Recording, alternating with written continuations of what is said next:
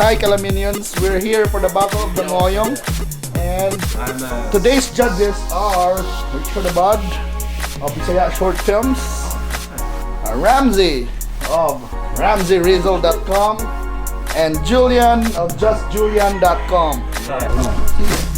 In the left is Carlos Ngohiong, and in the right is Ngohiong. Finally.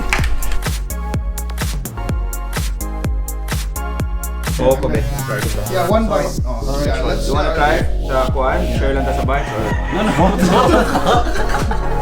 So, we're going with home first? Yeah. Oh, cheers! Bite lang, yeah. One bite. Yeah. One bite without the sauce. So, what do you think so far?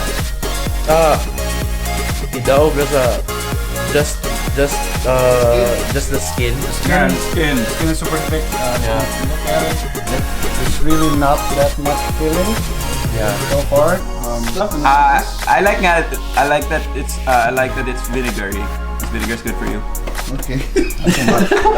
It's a second bite, so disinfectant. I think I need to. And what do you think? this one kind of flat. No flavor. Doesn't have too much I think the sauce overwhelms the Ngohiong. background or what do you call it? Profile. I think sauce, skin, then the fillings. Like, where is the filling already?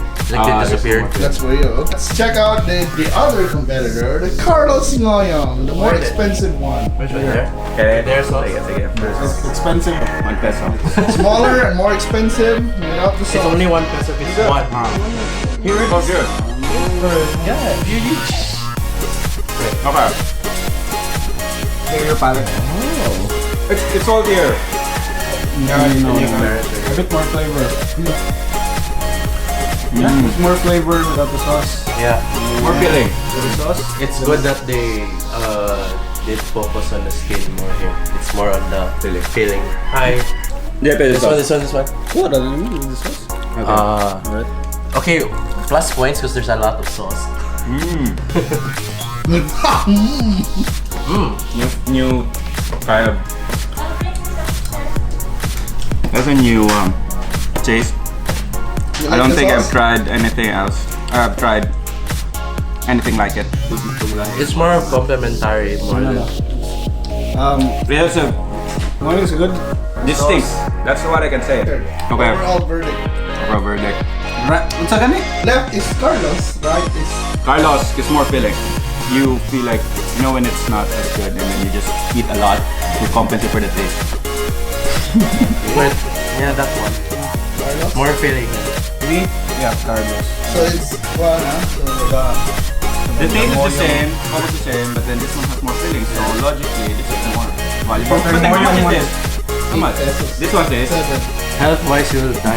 Still, it's kind of the same. You added 1 peso, you have more filling, so it's break even. So there you have it, guys. It's a unanimous decision.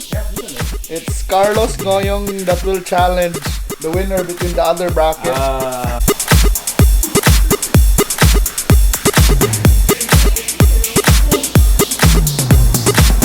Hi. Hi.